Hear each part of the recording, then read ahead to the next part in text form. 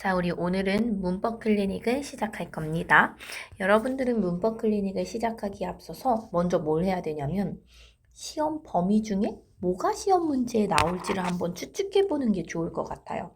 여러분들도 지금 머릿속에 한번 생각해 보십시오. 뭐가 문제에 나올까? 선생님은 시험 문제에 나올 걸 한 5가지 정도 짚어볼게요. 꽤나 많죠? 먼저 선생님이 추측해보기에 자, 여러분이 추측한 거랑 맞는지 한번 생각해보세요. 첫 번째는 품사통용 나올 것 같아요. 어때? 괜찮지? 품사통용. 품사통용 중에서도 뭐가 중요할 것 같은가 하면 수사랑 수관형사.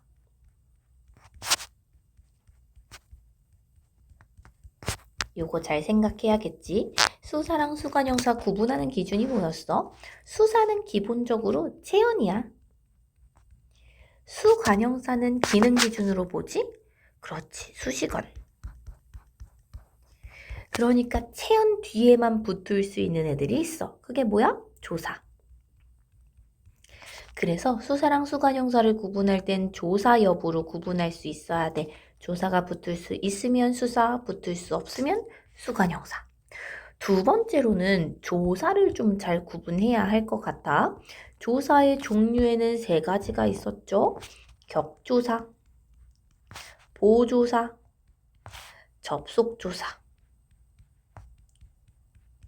격조사 종류에도 주격, 목적격, 서술격, 복격, 호격, 관형격, 부사격 종류 엄청 많았고 각각의 그 종류 암기해 두셔야 합니다.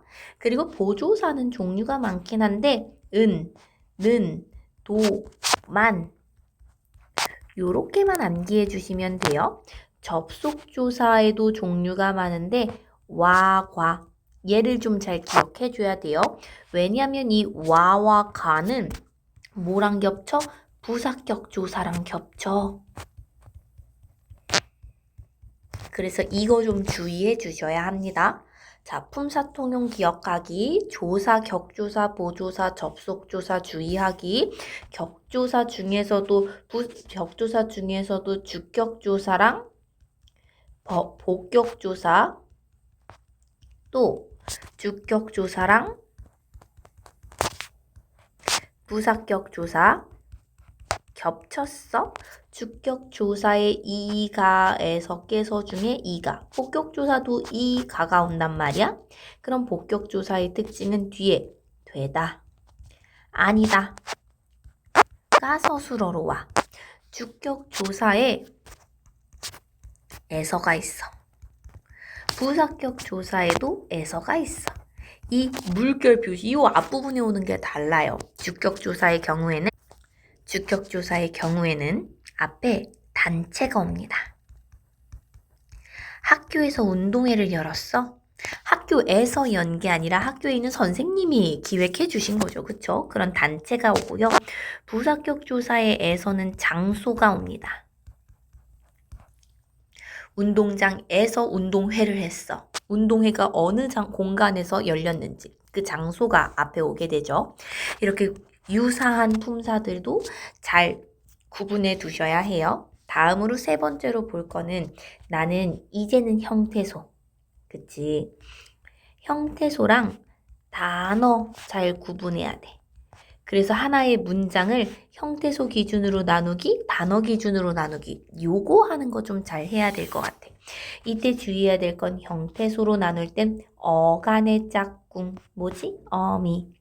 얘네들은 품사 뭐에서 나눈다고? 용언. 두 번째로 볼 거 어근의 짝꿍은 접사. 얘네들은 뭐 할 때 나눈다고? 단어의 형성. 그래서 단어의 형성을 할 때는 단일어,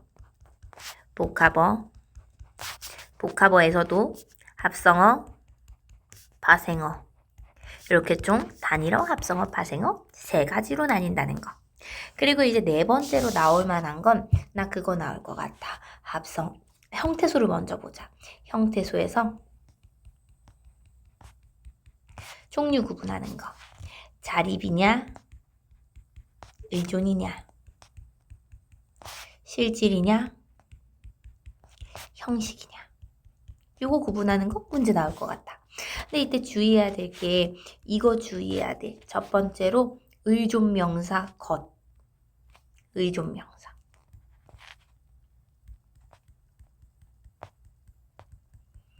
대표적인 의존명사는 수라던가 것이라던가 이런 단어들이 있거든.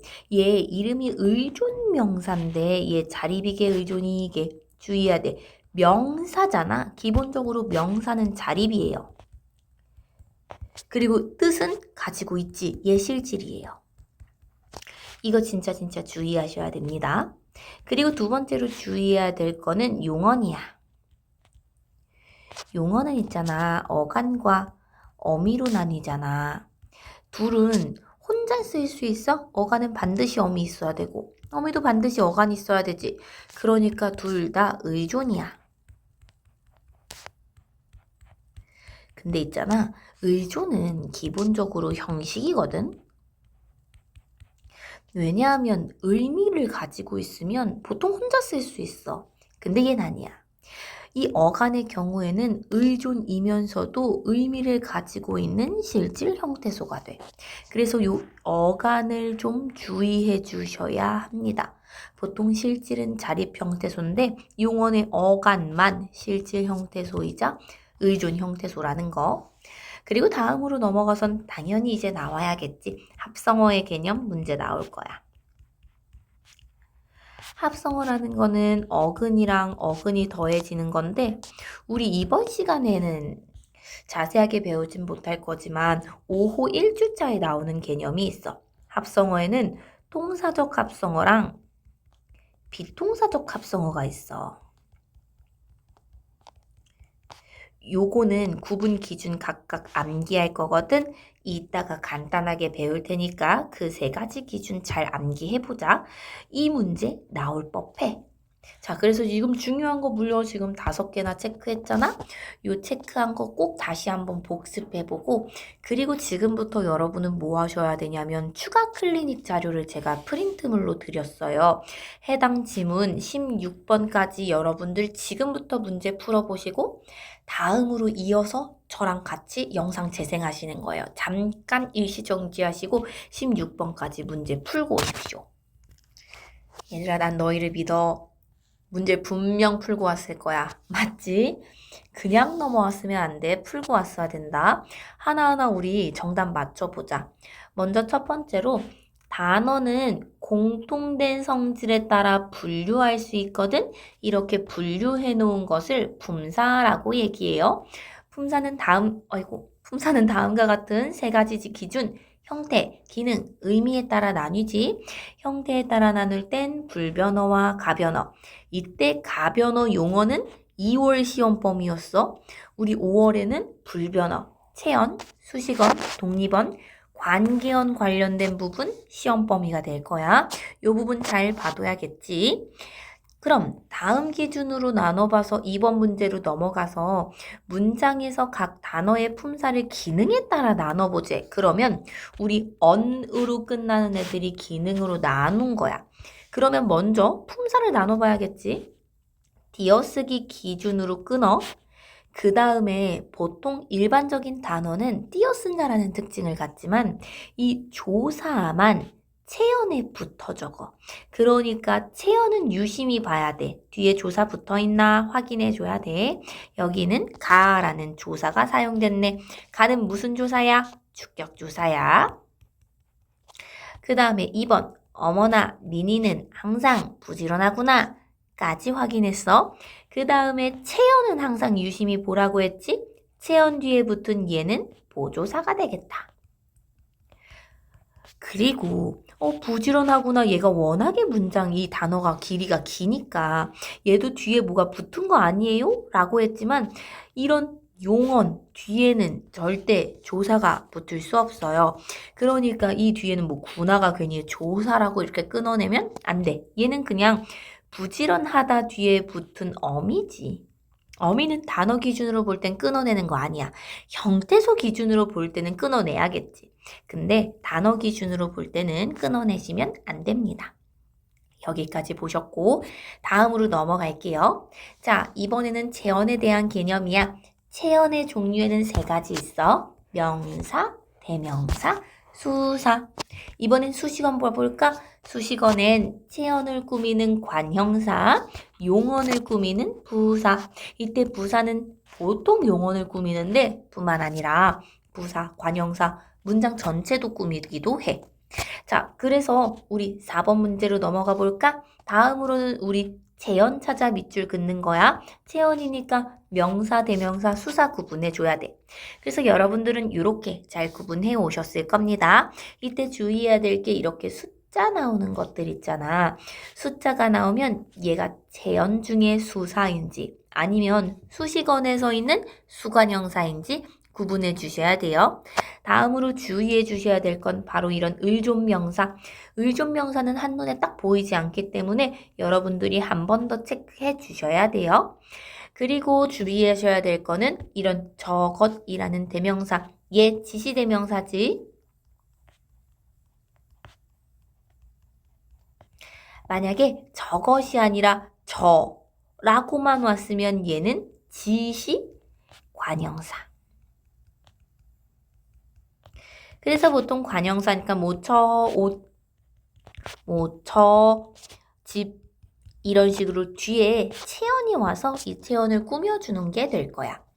다음으로 넘어가선 5번 문제입니다. 5번 문제 보면 이번에는 수식어를 찾으라고 해. 그러니까 수식어 중에서 관형사인지 부사인지 잘 찾아주셔야 돼요. 사람은 사람인데 이런 사람.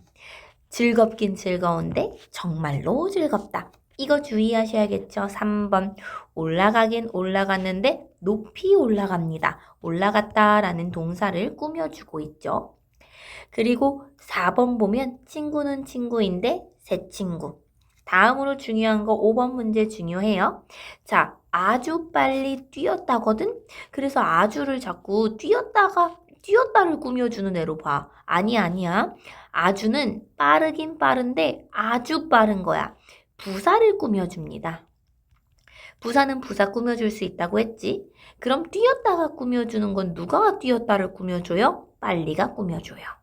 그래서 이 빨리는 뛰었다를 꾸며주고 아주는 빨리를 꾸며주는 거야. 요거 잘 구분해 두셔야 합니다. 둘 다 부사예요. 그리고 나머지는 모두 잘 구분하실 수 있었을 것 같아요. 다음으로 넘어갑니다. 6번 문제는 틀리는 사람 있으면 안 돼. 감탄사를 모두 찾아 밑줄 쳐보자 라고 했는데 밑줄 제대로 잘 쳐 놓으셔야 합니다. 자, 이때 감탄사는 보통 부름, 응답, 불렀으면 대답해야지. 그리고 놀람을 나타내거든. 근데 주의해야 될 거. 내가 만약에 민주야 라고 나를 불렀어. 이는 부름이니까 감탄사라고 해도 될까?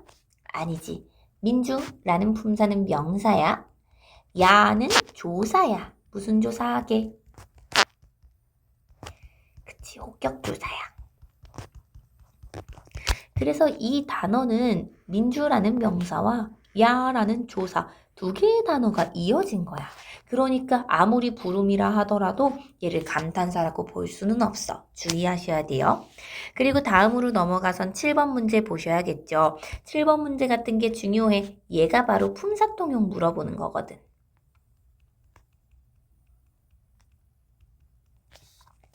보시면 품사통용은 이렇게 감탄사와 명사, 수사와 관형사, 관형사와 명사, 물론 동사랑 형용사도 중요하긴 한데 이번 시험 범위는 아니어서 그냥 동사 형용사도 품사통용이 있을 수 있구나 생각하시고 눈으로만 한번 보시고 넘어가시면 됩니다.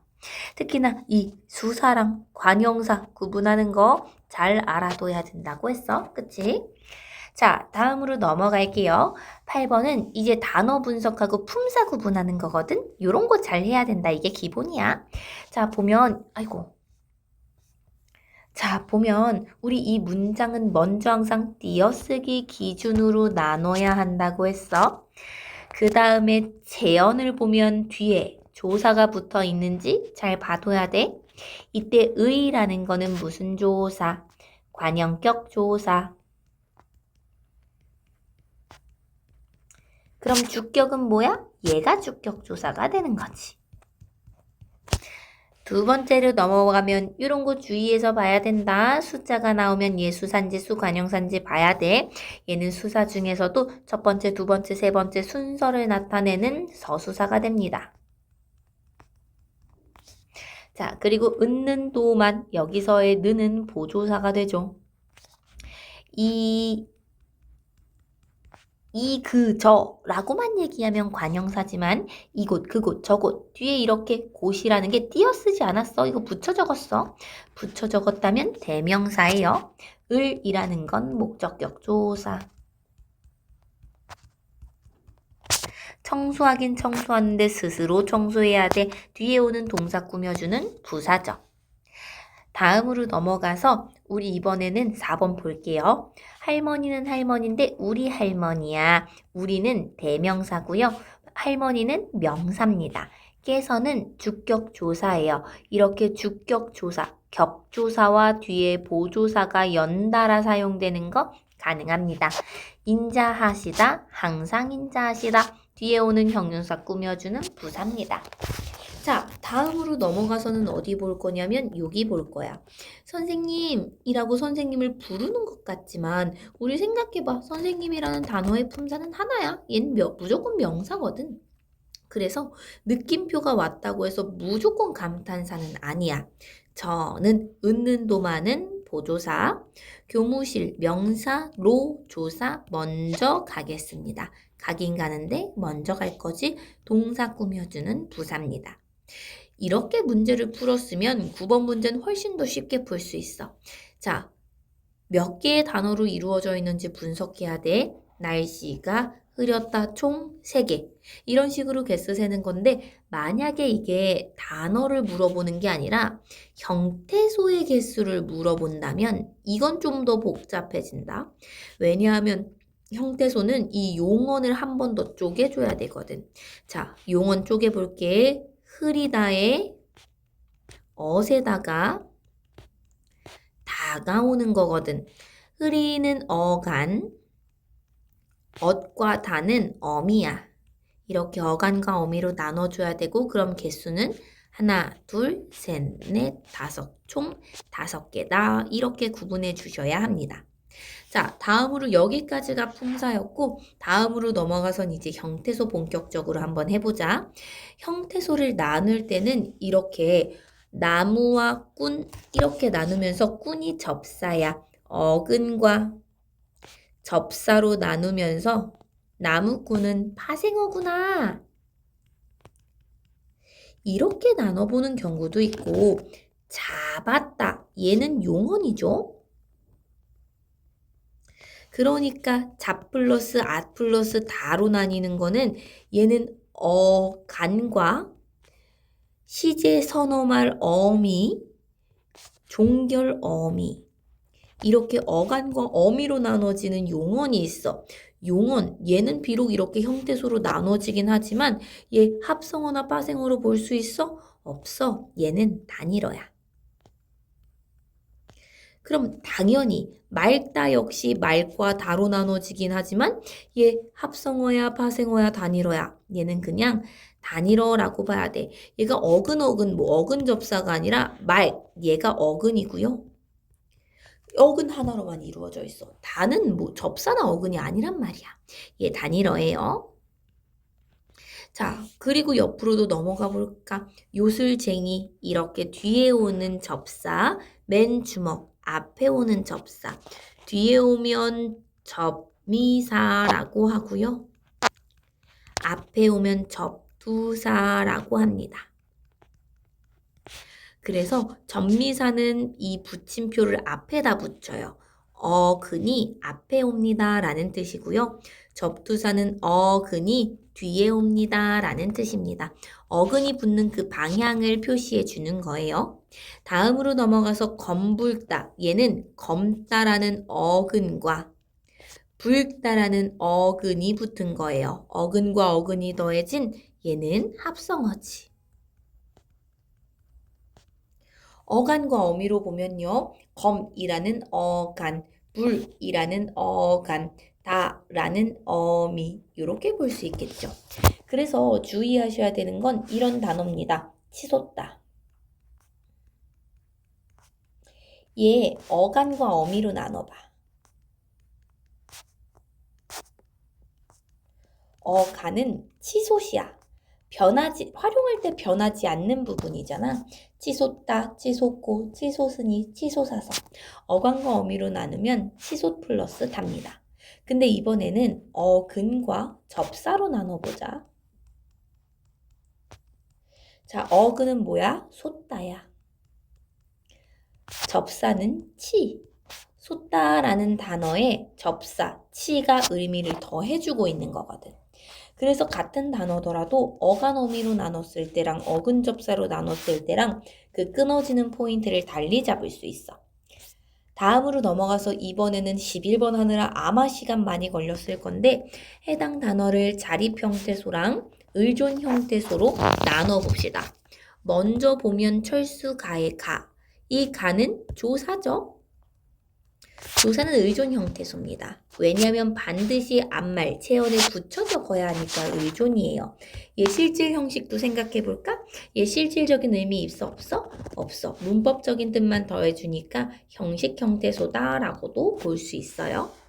자, 그리고 다음으로 넘어가서 걱정스럽다 봐봐봐. 여기서의 걱정스럽다 자립 형태소는 걱정이야. 걱정이라는 명사 뒤에다가 스럽이라는 접사 넣고 다라는 어미 넣은 거야. 그러니까 뒤에 스럽과 다를 구분해서 의존 형태소다라고 구분해 두셔야 하는 거예요.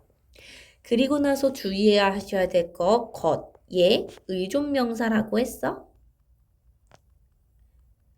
의존 명사 앞자리에 의존이란 말이 붙어서 의존 형태소 같지만 뭐라고? 자립 형태소야. 이거 진짜 주의해야 돼. 그쵸? 그리고 나서 이렇게 헛고생처럼 앞에 붙는 접사, 뒤에 붙는 접사도 마찬가지예요. 접사는 언제나 의존 형태소입니다. 그리고 접사는 사실 고생은 고생인데 헛고생, 뭐 고생할 필요 없었는데 괜히 했다라는 그런 의미잖아. 어쨌든 의미를 더해주니까 얜 그럼 실질적인 의미 있어요? 아니, 얘 접사는 형식 형태소야. 의미가 있는데 왜 형식이라고 부르냐? 헛고생이라는 단어에 실질적인 의미가 있는 건 어느 쪽이야? 이쪽이 아니라 이쪽이죠. 우리 어간어미 구분할 때도 마찬가지잖아. 실질적인 의미는 고생의 의미가 있어. 그래서 자립 형태소는 고생만 잡아주고 헛은 형식으로 가는 겁니다. 그리고 나서 헷갈리는 거 덮밥도라는 단어죠. 얘들아, 덮밥이란 단어는 합성어일까 파생어일까? 합성어일까 파생어일까 단일어일까? 얘 합성어야.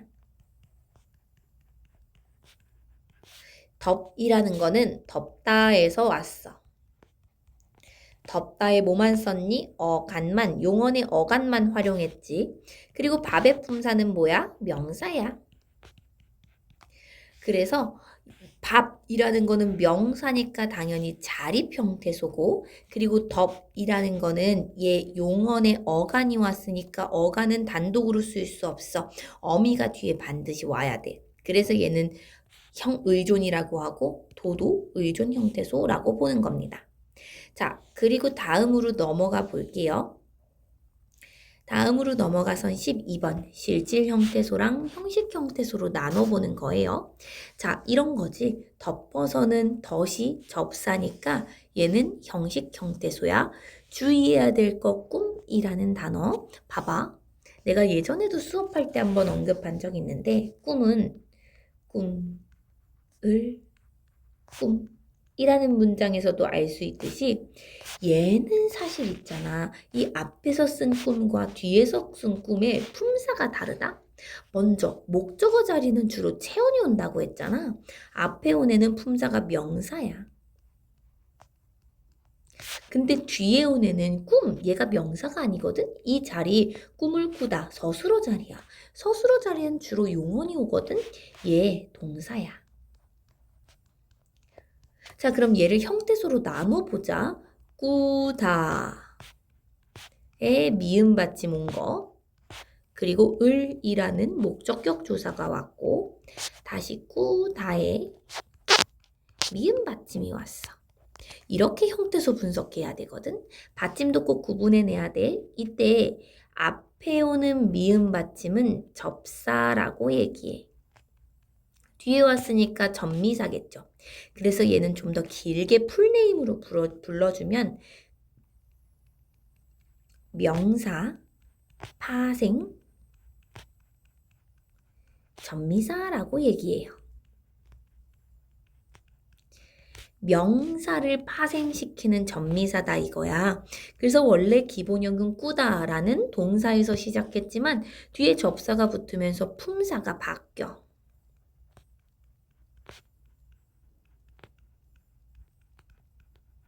동사에서 명사로. 자, 근데 이번에 이 뒤에 오는 꾸 미음은 달라. 왜냐면 이 자리에 꾸다라는 동사의 기본형 넣어도 돼? 돼. 꿈을 꾸다. 말이 되잖아. 근데 이 자리에는 꾸다를 말이 이상해. 동사가 올 수 없어. 더 이상 동사의 성질을 가지고 있지 않기 때문이야. 근데 뒤에 오는 단어에는 이 동사를 대체하여 쓸 수 있으니까 아직 동사의 형태가 있어. 그래서 얘는 어근이자 어간이야. 어근 하나로만 이루어져 있으니 얘는 단일어가 되고 뒤에 오는 어미는 어간의 어미야. 우리 이런 어미 지난번에 뭐라고 배웠냐면 전성어미라고 배웠어. 전성어미라고 배웠어. 명사를 만들어주는 전성어미야. 근데 품사 바꿔 못 바꿔? 품사 못 바꿔.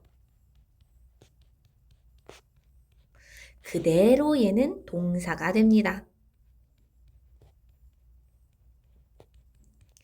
이렇게 헷갈리는 단어가 세 가지가 있어. 꿈, 그림, 잠. 잠을 자다. 이렇게 미음 받침 오는 애들은 품사 구분할 때 그리고 형태소 구분할 때 주의해야 돼. 그래서 얘 꿈, 너희들 이거 아마 실질 형태소의 꿈 그대로 적었을 건데 미음 구분해 내셔야 합니다. 굵기도 마찬가지, 길이도 마찬가지예요. 굵다에 기가 붙은 거, 길다에 이가 붙은 거. 그쵸? 자, 여기까지 봤으면 뒤에 있는 거는 다 잘 할 수 있을 것 같아요. 헷갈리는 거 없죠? 자, 풋사과, 접사, 그 다음에 검불다, 얘는 합성어, 얘는 파생어. 그쵸? 그리고 흐른다, 이런 것도 흐르다에, 니은에, 따가 붙은 거죠. 얘는 관형사형 전성어미 이런 거 구분해 주셔야 하는 것. 이 뒤에 있는 이다도 선생님 이다는 하나의 어미 아니었어요? 서술격 어미가 아니라 참 조사. 하나의 서술격 조사 아니었어요? 조사도 구분해요? 이다만 그래요. 이다, 이고, 인이 이어서 얘 보면 이 뒤의 형태가 계속해서 바뀌잖아. 얘 종결 어미거든. 그래서 이다, 이고, 인이 이어서 조사랑 어미를 구분해 주셔야 합니다. 자, 다음으로 넘어갈게요. 13번 보면 문장의 형태소를 분류 기준에 따라 구분해보자 라고 하는데 여기 보면 봐봐. 일반적으로 자립은 실질 형태소야. 의조는 형식 형태소야. 자립은 실질이고 의조는 형식인 게 일반적이야. 근데 뭐만 달라? 얘만 달라. 조이라는 동사의 형용사의 참 어간 주의하셔야 돼요. 어간은 의존이자 실질이다. 이거 원래 자립 실질 의존 형식인데 얘만 의존 실질이다. 라고 구분해 두시면 되겠죠. 다음으로 넘어가선 14번입니다. 다음과 같이 제시된 문장들의 형태소를 분석해보자 라고 해서 해당 문장의 형태소를 분석하고 그 다음에 얘가 실질인지 형식인지 자립인지 의존인지 구분해 주셔야 돼요. 우리 아까 단어 기준으로 나눌 땐 있잖아. 끊어 적을 때 띄어쓰기 기준으로 끊어 적고 이렇게 체언 뒤에 붙는 조사를 구분해 주는 거였어.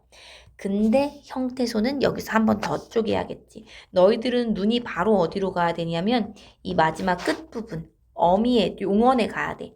용언은 어간과 어미를 구분할 수 있거든. 만이라는 어간, 다라는 어미.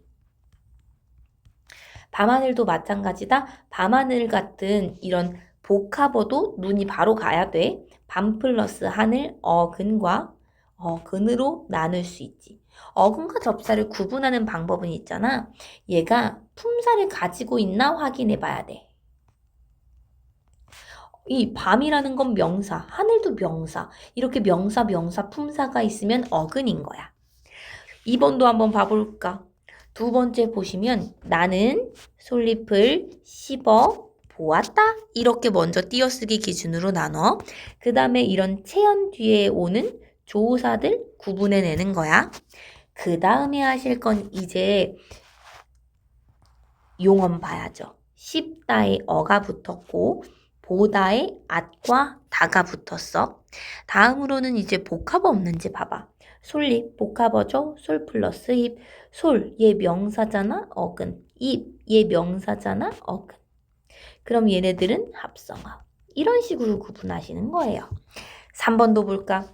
친구와 이야기를 하면서 학교에 갔다.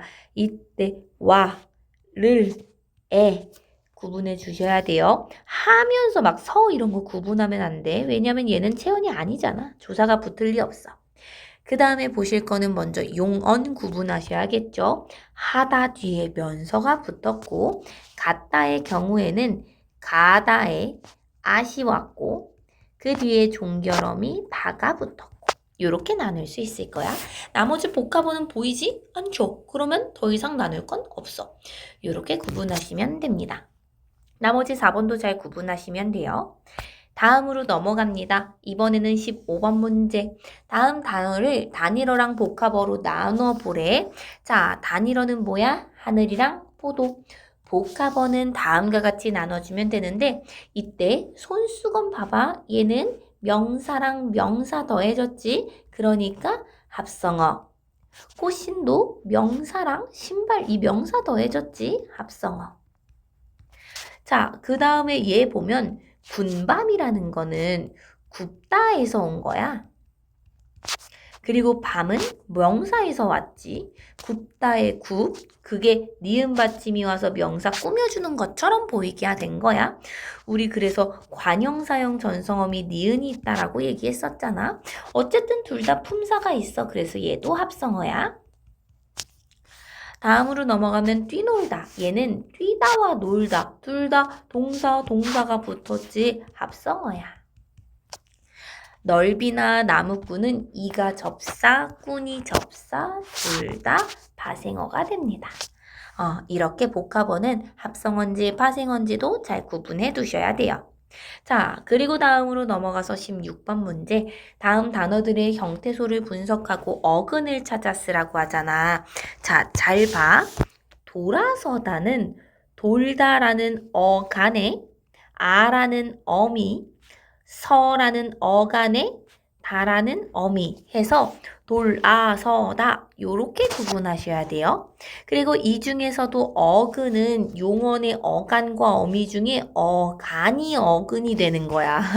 그러니까 돌과 서가 둘 다 어근이 되죠.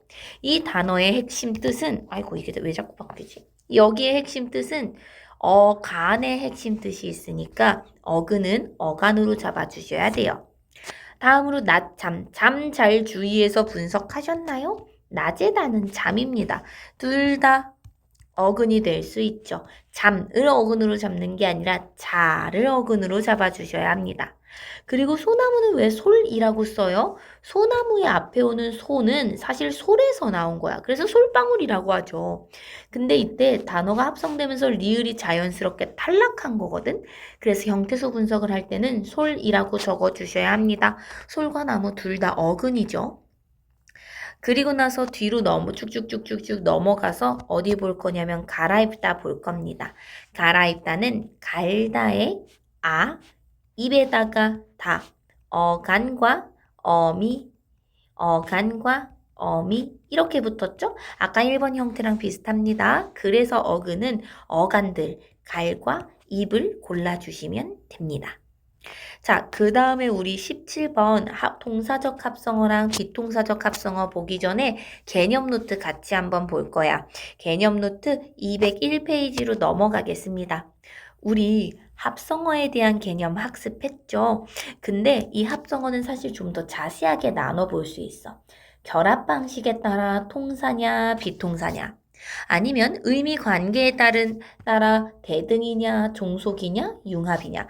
얘들아, 여기까지가 딱 시험 범위인 거야. 이렇게 시험 범위인데 뒤에 보면 의미 관계에 따라서는 여러분들이 읽어보시면 충분히 이해될 수 있고 그 다음에 5월 1주차 수업에서 이 부분은 설명할 거야. 근데 사실 헷갈리는 건 여기다. 통사적, 비통사적.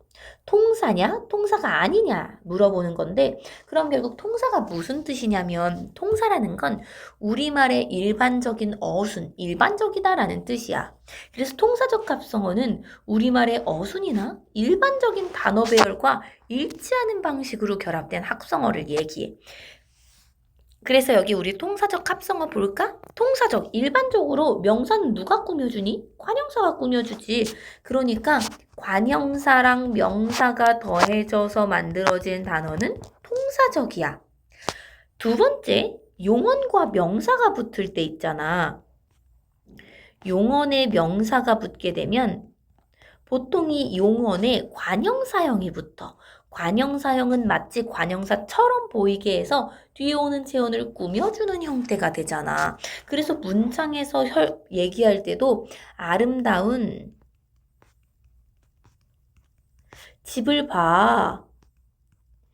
뭐 이런 식으로 보통 문장을 만들죠. 집은 집인데 아름다운 집, 마치 이 앞에 있는 형용사가 집 뒤에 오는 명사를 꾸며주는 것 같아 보이지만 사실은 얘가 관형사는 아니고 관형사형 전성어미 니은이 붙었다고 했지. 용언의 관형사형은 뭐 있냐면 니은, 는, 리을, 던이 있어. 얘네들이 붙으면 그러면 충분히 사용할 수 있는 거야. 용언의 관형사형이랑 명사가 붙었을 경우에는 그러면 통사적이다. 이 아래다가 관형사형도 적어줘야겠지. 세 번째 방법은 있잖아. 용언의 어간이랑 용언이 연결 어미로 결합되는 거야. 원래 이렇게 용언과 용언을 같이 쓸 때는 연결 어미가 붙어. 그래서 우리 본용언, 보조용언 했던 거 기억나지? 먹고 싶다. 이렇게 연결될 때도 뭐가 붙었어? 고라는 연결어미가 붙었잖아. 용언과 용언을 같이 쓸 때는 연결어미를 사용합니다. 돌아서 가다, 돌아가다, 벗어나다. 여기서도 아와 어라는 연결어미가 사용됐어. 통사적이라는 거야. 자, 다음으로 보면 명사랑 명사 결합할 수 있어. 붙여 적을 수 있어. 고무신, 팔다리, 명사 붙을 때는 별다른 거 필요 없습니다. 그대로 갖다 붙으면 돼요. 그 다음에 두 번째, 명사랑 용언이 붙는데 이번에는 명사가 앞에 올 거야. 이때는 원래 조사가 붙으면 좋긴 한데 조사 없어도 괜찮아. 값이 싸다라고 이 문장에선 얘기하지만 단어를 만들 때는 조사 빼고 명사랑 용언이 그대로 붙습니다. 이런 경우들은 모두 일반적으로 문법적으로 사용할 수 있는 방법이야. 그래서 얘는 통사적이라고 해. 자, 근데 문제는 일반적으로 문장에서 사용하지 않는 합성 방식들이 있어. 비통사적 합성어고 아까 통사적 합성어는 종류가 5가지, 비통사적 합성어는 동사가 종류가 3가지. 그러니까 너희들은 어디를 외워야 돼? 통사적 합성어의 이 세 종류를 암기해야 돼. 비통사적 합성어 이 세 종류를 암기해야 돼. 비통사가 아니면 통사적이겠구나. 이렇게 생각하면 돼. 자, 먼저 비통사 봐봐.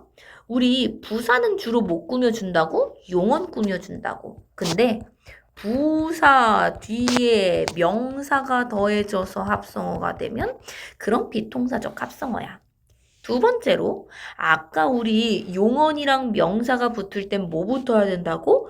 관형사형이 붙어야 된다고. 근데 관형사형 없이 용언의 어간의 명사가 그대로 갖다 붙으면 얘 이상해. 덮은 밥이어야지 어떻게 덮밥? 접는 칼이어야지 어떻게 접칼? 이렇게 문장 형식으로는 이해가 안 되는 단어들이 있단 말이야. 이런 게 바로 비통사. 용언의 어간에 이런 관형사형 어미 없이 바로 명사가 붙었다면 비통사. 다음으로 용언과 용언이 붙을 때도 마찬가지야. 용언과 용언 붙을 때 뭐 와야 된다고? 연결어미. 연결어미 뭐 있다고? 아, 고 있다고. 근데 얘네들 사용 없이 그대로 용언에 어간에 용언이 붙는 경우가 있어. 그게 바로 비동사. 자, 비동사의 종류 세 가지 외워야 돼. 첫 번째, 부사랑 명사 붙는 경우. 두 번째, 용언에 어간에 명사 붙는 경우. 세 번째, 용언에 어간에 용언 붙는 경우. 중간에 이런 연결해주는 관형사형 어미와 연결어미가 없이 이렇게 품사들이 붙었다면 그는 비동사. 나머지는 다 통사. 이렇게 보셔야 돼요. 자, 이렇게 보고 났다면 여러분들 지금 잠깐 일시정지하시고 17번, 18번 문제 풀어보십시오. 자, 이제는 다 할 수 있었을 것 같아. 자, 그럼 하나씩 보자. 오누이라는 단어는요, 오라버니에 누이가 붙은 거예요. 보통 누이 동생, 누이 이런 식으로 여자 형제를 누이라고 얘기하죠. 근데 선생님 명사랑 명사가 붙었으니까 괜찮지 않아요 싶지만 오라버니 누이가 아니라 오라버니의 오 명사 일부분만 떼고 가지고 왔잖아. 이런 경우에는 일반적이지 않죠. 비동사라고 봅니다. 두 번째, 볼록이라는 건 부사야. 부사 뒤에 명사가 왔지? 비동사입니다. 그 다음에 늙은 이는요, 용언에 이라는 명사가 온 거긴 한데, 보니까 관형사형 전성어미가 사용됐죠. 은이 사용됐으니까 얘는 동사. 굳세다 라는 단어. 굳다도 용언이고 세다도 용언이야. 이렇게 용언과 용언 더해질 때는 중간에 뭐 있어야 된다 그랬어? 연결어미 고 있어야 된다 그랬지. 근데 없지. 그럼 비동사인 거야. 검버섯의 경우에는요, 버섯이라는 뜻입니다. 근데 이때 관형사형 전성어미 삭제되고 용언과 명사가 붙었지? 그럼 안 되는 거야. 비동사야. 새 마을은 마을 앞에 새라는 관형사 붙었어. 가능하죠? 본받다는 본을 받다. 여기 보면 본이라는 게 명사고요. 받다가 동사입니다. 이때 가운데 조사는 생략돼도 괜찮다고 했어. 동사가 명사 앞에 올 때는 반드시 관형사형 전성어미가 붙어야 하지만 명사가 앞에 올 때는 그 뒤에 오는 조사는 생략 가능해. 생략해도 동사적 합성어다. 그 다음에 뛰놀다. 뛰다와 놀다 이렇게 용언과 용언이 더해질 때는 중간에 연결어미 뛰어놀다 이렇게 아어고가 붙어야 된다고. 붙지 않았으면 비동사라고. 이렇게 통사인지 비동사인지 구분하시는 겁니다. 그리고 이렇게 구분하고 났다면 이번에는 모두 비동사적 합성어들이야. 이 비동사적 합성어들을 다음과 같은 유형 관형사형 엄미가 생략되었다라는 거는 용언과 그 뒤에 명사가 왔다라는 얘기고 연결어미가 생략됐다라는 건 용언과 용언이 사용되었다라는 거고 부사가 명사를 꾸며준다라는 거는 부사와 명사가 결합하여 합성어를 만들었다는 거고 이를 바탕으로 단어 구분하면 다음과 같습니다. 다시 보여드릴게요.